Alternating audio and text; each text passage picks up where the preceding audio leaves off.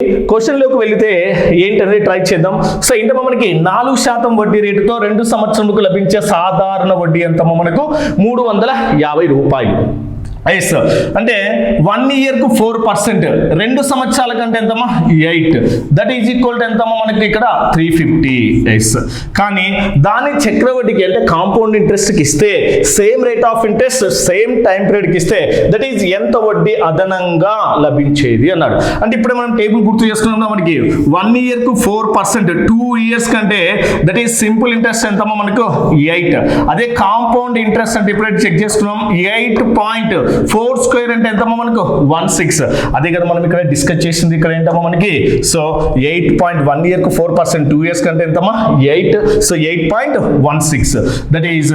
So ఇప్పుడు ఏమవుతుందమ్మా same principle మనకి 2 ఇయర్స్కి ఇస్తే మనకి ఎంత ఇంట్రెస్ట్ యాడ్ అవుతుందమ్మా 8 రూపీస్ 8%, కాంపౌండ్ ఇంట్రెస్ట్ ఇస్తే ఎంత వస్తుంది 8.16. కానీ మనకు అడిగింది ఏంటి ఎంత వడ్డీ అదనంగా లభించింది, ఎంత వడ్డీ ఎక్స్ట్రా లభిస్తుందమ్మా మనకి ఇక్కడ 0.16 కదా. అంటే 0.16 becomes equal to how much అంటే ఇప్పుడు ఏమవుతుందమ్మా మనకి ఇక్కడ 16 ఇంటూ ఎంతమ్మా మనకి ఇక్కడ 350 బై ఎంతమ్మా 8. ఇక్కడ 0.16 డెసిమల్ పాయింట్ రిమూవ్ చేయాలంటే ఏమవుతుందమ్మా మనకు 100 అవుతుంది. ఎస్ దట్ ఈ 0 ఏమవుతుందమ్మా మనకు క్యాన్సిల్ అవుతుంది. 5 లో ఎన్ని టైమ్స్ పోతుందమ్మా మనకు 7 టైమ్స్. 5 లో ఎంతమ్మా మనకి ఇక్కడ 2 టైమ్స్. ఎస్ 2 8 2 ఎంతమ్మా 16 క్యాన్సిల్ అవుతుంది. దట్ బికమ్స్ ఎంతమ్మా మనకి ఇక్కడ 7 రూపీస్. అంటే ఎక్స్ట్రా ఎంత ఇంట్రెస్ట్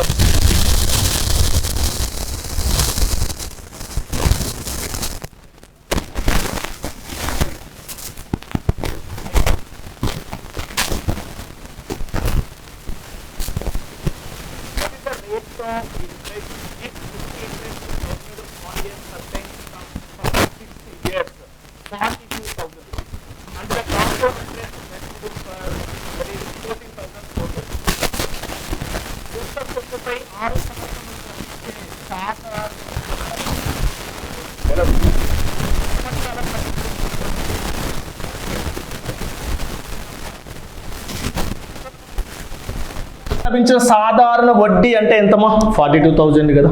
అంటే ఎన్ని సంవత్సరాలకి 6 సంవత్సరాలకు. అంటే ఎవ్రీ ఇయర్ మనకి బార్ వడ్డీ ఎలా ఉంటుంది కాన్స్టెంట్ గా ఉంటుంది కదా.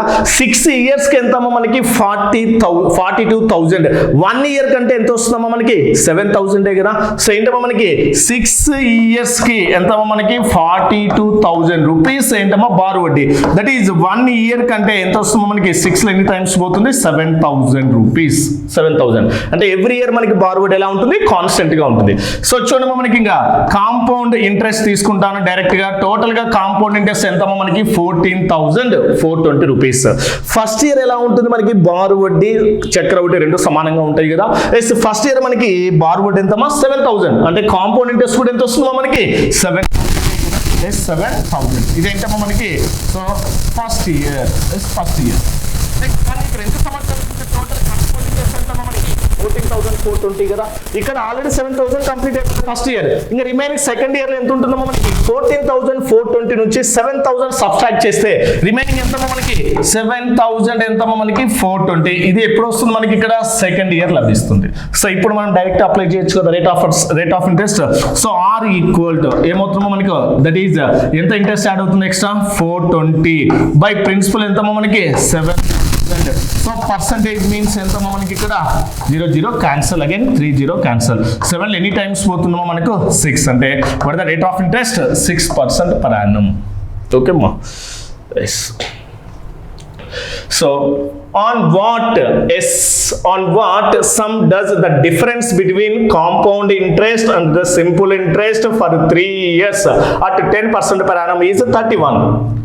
10% వార్షిక వడ్డీ రేటుతో కొంత అసలుపై 3 సంవత్సరంలోకి వచ్చి బారు వడ్డీ మరియు చక్ర వడ్డీల మధ్య భేదం 31 రూపాయలు అయినా అసలు ఎంత.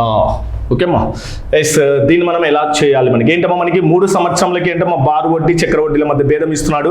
బట్ ఇక్కడ ఏంటమ్మా మనకి ఫార్ములా యూజ్ చేయాలి. నేను ఫార్ములా యూజ్ చేయకుండా కొన్ని రేషియోస్ ఇస్తాను మనకి. 2 సంవత్సరాలకు బారు వడ్డీ చక్ర వడ్డీ ఎలా అప్లై చేయాలి, 3 సంవత్సరాలకు బారు వడ్డీ చక్ర వడ్డీల మధ్య భేదం, లేకుంటే ఓన్లీ 2వ సంవత్సరం మాత్రమే చక్ర వడ్డీ, ఇలాంటివి నేను సపరేట్గా కొన్ని రేషియోస్ ఇస్తాను. ఆ రేషియోస్ యూజ్ చేసుకుని మనం క్వశ్చన్స్ ఎలా సింప్లిఫై చేయాలో ఇప్పుడు చెక్